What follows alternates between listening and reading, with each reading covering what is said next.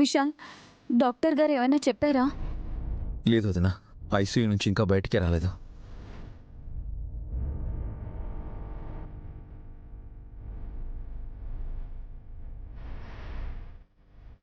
మా అక్క ప్రాణాపాయం నుండి ఎప్పుడు బయటపడుతుందో చెప్పాలంటే డాక్టర్ బయటికి రావాలి కదా. ఇంకా ఎంతసేపు ఎదురు చూడాలి? డాక్టర్లు సేవ్ చేయడానికి ఉన్నారు. మనం ఓపిక్గా ఎదురు చూడాలి.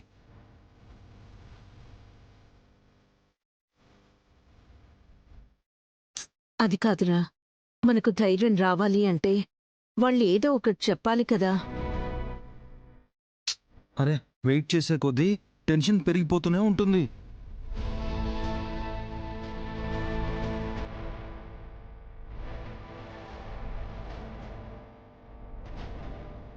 అబ్బా, వాడి చేతులు పడిపోను. వాడే సూదేశాడే, సురుసురుమని ఇంకా మండుతూనే ఉంది. ఆ ఇంజెక్షన్ వేస్తేనే నీ గుండె భద్రంగా ఉంటుందంట బామ్మ. అట్టా ఇట్టా అని ఎవరేం చెప్తే వాళ్ళ మాటలు నమ్మకు. విశాల్ బాబుతో గనక బాబు కాదు, బాబు గారు అనాలి. ఆ, అబ్బా అబ్బబ్బా, సరే లేవే. ఆ బాబుగారితో గనక నీ పెళ్లి అయ్యిందే అనుకో, అప్పుడు ఆనందం నాకు. గుండెపోటొచ్చినా నేను పోయినా నువ్వు తనతో సుఖ సంతోషాలతో వర్ధిల్లుతావని నేను హాయిగా స్వర్గంలో కాలక్షేపం చేస్తున్న మీ తాతగారి దగ్గరికి వెళ్తాను. నీ నస భరించలేకే తాతయ్య ముందెళ్ళిపోయాడు. పైలోకంలో కూడా ఆయన్ని సంతోషంగా ఉండనివ్వవా? ఎవరైనా అంతేనే. నువ్వు నా వయసుకొచ్చాక నీకు తెలుస్తుంది. అయ్యో, ఏమైందే? నీకోసం తెచ్చిన మందులు గదిలోనే మర్చిపోయాను. పీడా పోయింది.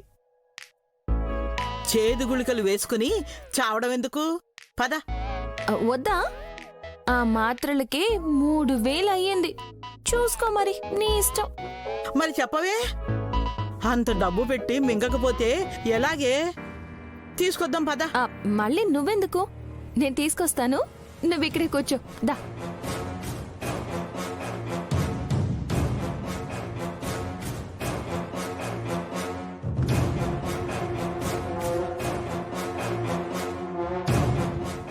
ఇక్కడే కూర్చో.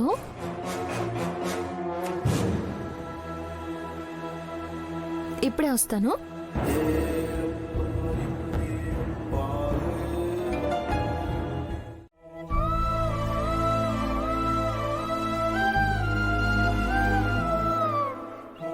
బులిబాబు గారు,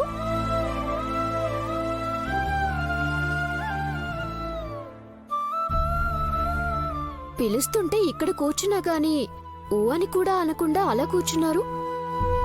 చెప్పు. గుండెని రాయి చేసుకున్నందుకు ఇలా ఉన్నారా?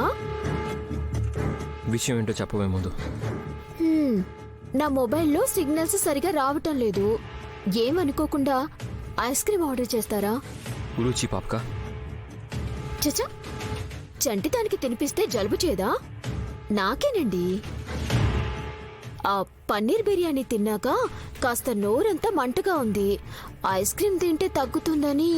హే, వదినకి అలా ఉంటే నీకు బిర్యానీలు ఐస్ క్రీమ్లు కావాల్సి వచ్చాయా? మా అక్క హాస్పిటల్లో ఉంటే మటుకు మనకి ఆకలి వేయకుండా ఉంటుందా ఏంటి? ముద్ద గొంతులోకి ఎలా దిగుతుందే?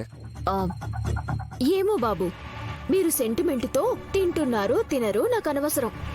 ఎన్ని కష్టాలున్నా, కళ్ళల్లో కన్నీళ్లు తిరిగినా కడుపు మాత్రం మార్చుకోకూడదని మా అక్క చెప్పేది. తన మాటని పాటించడం కూడా తప్పే అంటే నేనేం చేయలేను.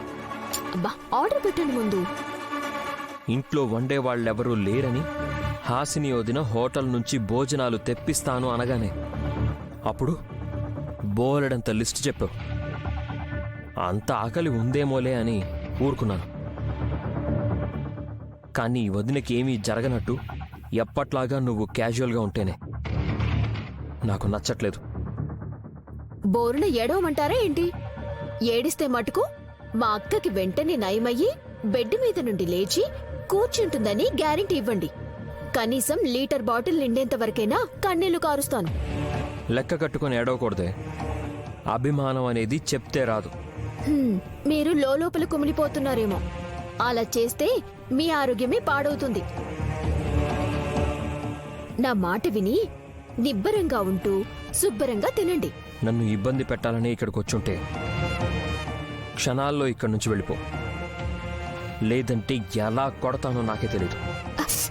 అబ్బా అబ్బా వద్దులేండి. ఇక్కడ దోమలకి నన్ను నేనే కొట్టుకోవాల్సి వస్తుంది. మళ్ళీ మీ చేత కూడా దెబ్బలు తినటం ఎందుకు? ఆర్డర్ అయితే పెట్టరు.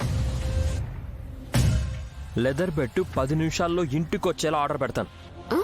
ఎందుకు? అది తెగేదాకా నీ మీద వాడదామని. అక్కర్లేదులేండి.